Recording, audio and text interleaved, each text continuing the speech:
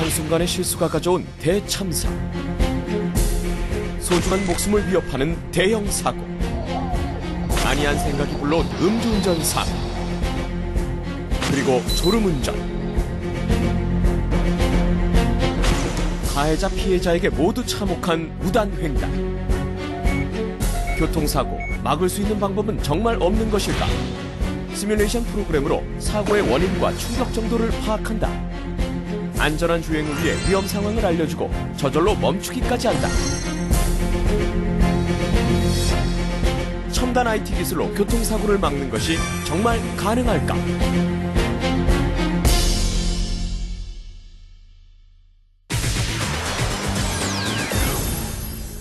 오늘의 주제, 교통안전과 IT 기술. 여러분, 오늘도 안전운전 하셨습니까? 최근 봄나들이길 교통사고가 엄청나게 늘었다고 하는데요. 겨울보다 무려 2배가 증가를 했다고 합니다. 특히 이번에 인천 영종대교 106중 추돌사고 있었잖아요. 엄청나게 고속도로 대형 교통사고가 급증했다고 합니다. 여행객을 태운 전세버스 등 이동객이 많기 때문에 더 위험한데요. 지금 딱 이맘때가 대형 교통사고가요, 1년 중 30.8%. 와, 엄청나게 많은 퍼센테이를 차지한다고 하니까 주의를 하셔야 될 것 같습니다. 저는 무엇보다 로드레이지, 도로 위의 분노라고 하죠. 보복운전. 야, 이거 진짜 무서운 것 같아요.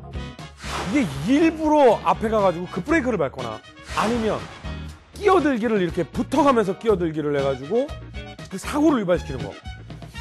이거요, 굉장히 위험해요. 근데 그냥 브레이크 한번 밟고 가면 괜찮지 않나요? 그냥 브레이크 팍 밟고 그냥 가면 처벌 안 받지 않나? 괜찮나요? 안 괜찮나요? 그것도 안 돼요? 어찌됐든 보복운전. 이게 정말로 요즘에는 블랙박스 같은 게 많이 이제 설치가 돼 있어가지고요. 많이 그 장면들이 나오곤 하는데 섬찟합니다. 진짜 조심해야 돼요. 이 차를 가지고 위협하는 것은요, 흉기를 가지고 위협하는 것과 똑같은 취급을 받는답니다. 이런 사고 위험을 미리 알려주고 안전하게 예방할 수 있다면 얼마나 좋을까요? 그래서 준비했습니다. 아니, 도로 위에 이런 첨단 기술이. 자동차 앞창의 모든 움직임이 표시가 된다. 영국의 G사가 발표한 이 기술이 화제입니다. 일단 360도를 가상 요리를 통해서 위험 상황을 똑똑하게 알려주는데요. 무단횡단하는 보행자나 앞차와의 간격이 얼마나 되는지 디스플레이와 알람을 통해서 전달합니다. 소리만 나는 게 아닙니다. 자전거나 모터사이클이 차 옆을 지나갈 때요, 이때 판단해가지고 해당하는 쪽, 그러니까 왼쪽에서 자전거나 오토바이가 지나가면 왼쪽 등 쪽에 좌석이 웅 하고 울리는 거지. 신경이 엄청 쓰이죠. 그러니까 신경이 쓰이는 만큼 안전하게 운전할 수 있다, 뭐 이런 게 아닐까요? 그리고 만약에 요거를 모르고 그냥 악셀레터를 밟았다, 그럼 악셀레터가 우웅한데 왜 이래? 가지 말라는 거지. 와, 정말 대단한 기술이 아닐까 라는 생각이 드는데, 첨단 제동장치라고 혹시 들어보셨습니까? 바로 자동차가 위험 상황임을 감지해서 충돌 직전에 직접 멈추는 장치. 네.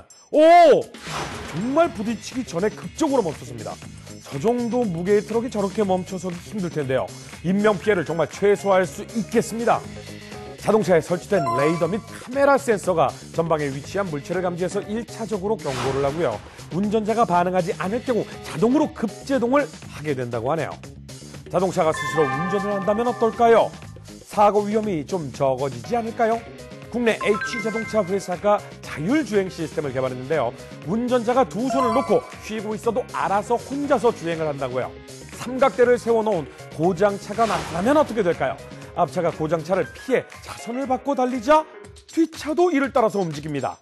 혼잡한 도로에서도 가능합니다. 끼어들기는 물론이고요. 가다 서다를 반복하는 도심 구간에서의 앞차와의 거리와 차선을 유지할 수 있다고 하네요.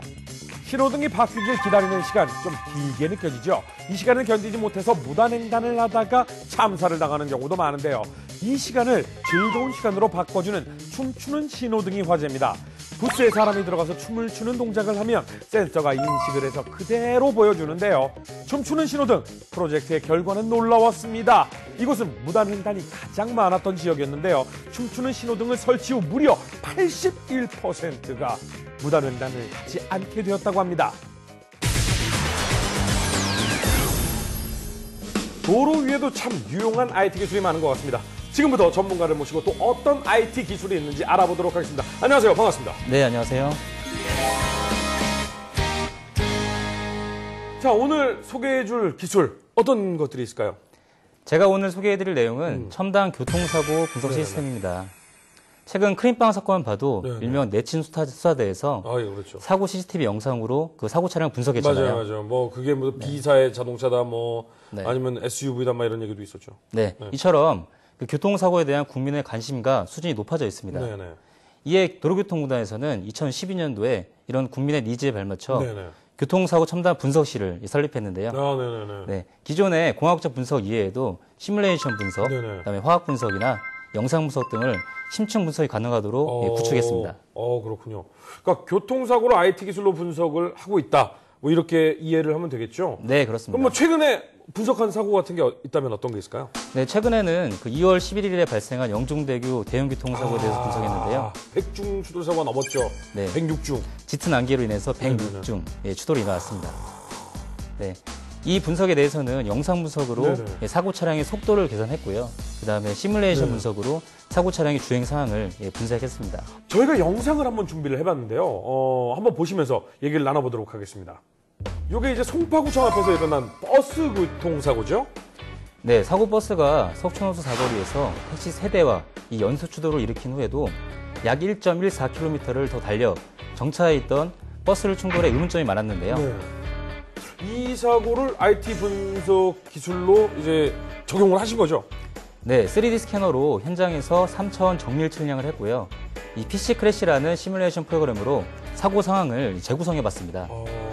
자, 이게 지금 시뮬레이션으로 만든 건가요?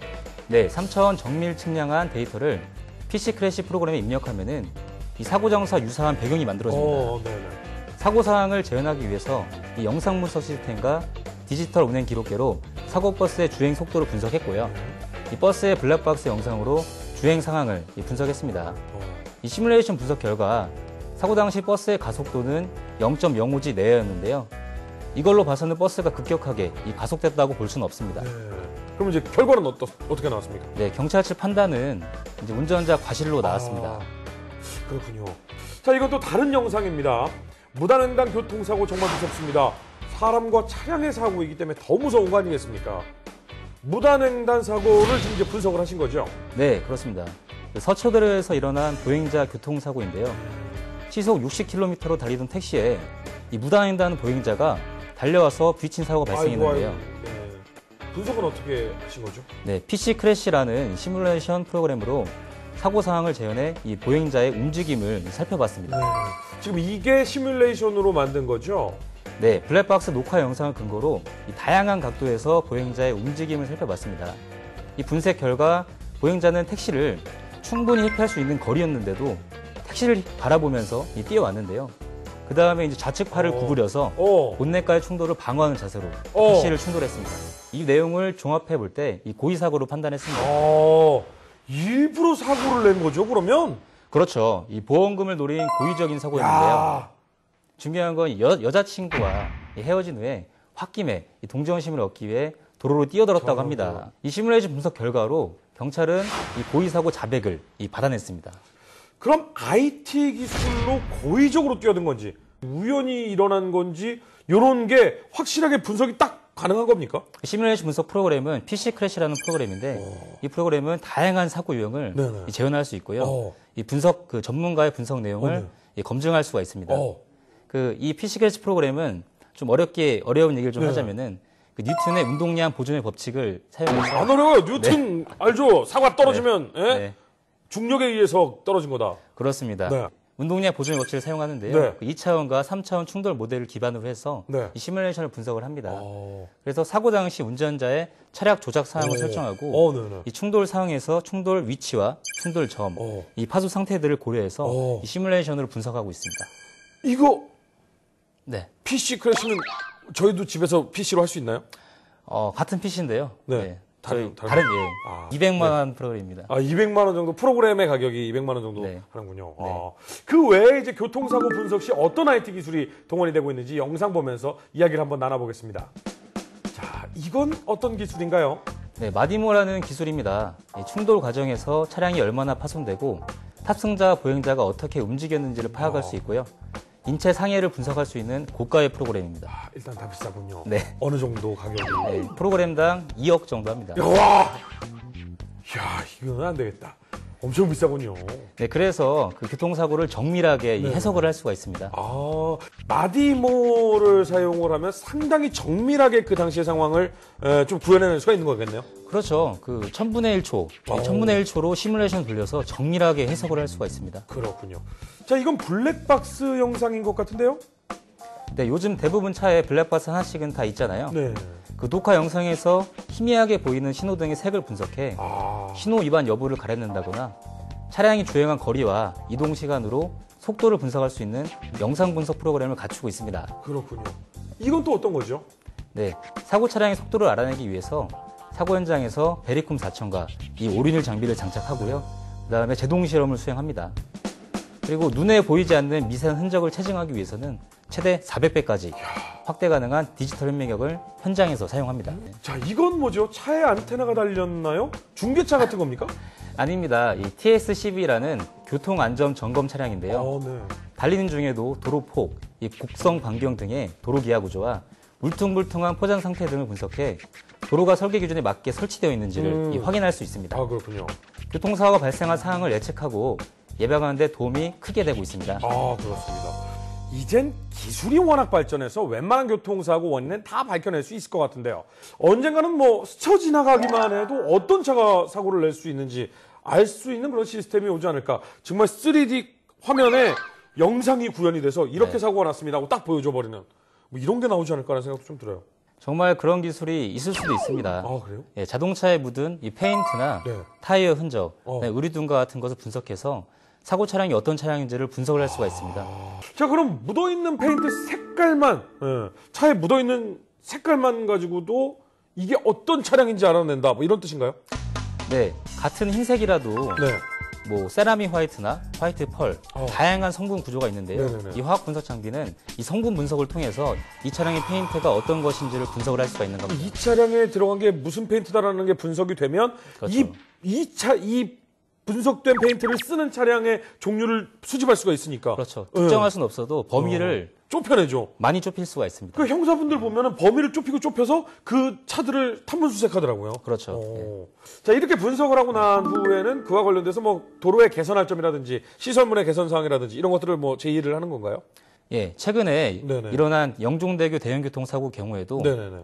그 짙은 안개 때문에 발생한 거잖아요. 네, 그렇죠. 그래서 운전자 시야를 좋게 할 수 있기 위해서 네네. 개선 방안으로 2m 이하의 낮은 조명등과 안개 시선 유도 등을 설치할 수 있고요. 아, 네. 그다음에 속도의 제한을 달리할 수 있는 가변형 속도 제한 시스템을 아. 설치하도록 그 영종대교 도로관리기관에 공고했습니다. 자, 교통사고 분석도 중요하지만요. 일단 사고 자체가 안 나게 예방을 하는 게 가장 중요한 거 아니겠습니까? 네. 안전사고 예방을 위해서 도로교통공단에서는 특별한 체험을 해볼 수 있다고요.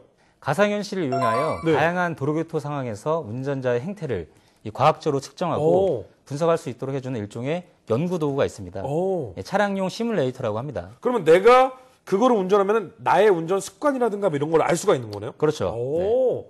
자, 저희가 직접 어떤 체험인지 영상을 한번 준비해봤습니다. 함께 보시죠.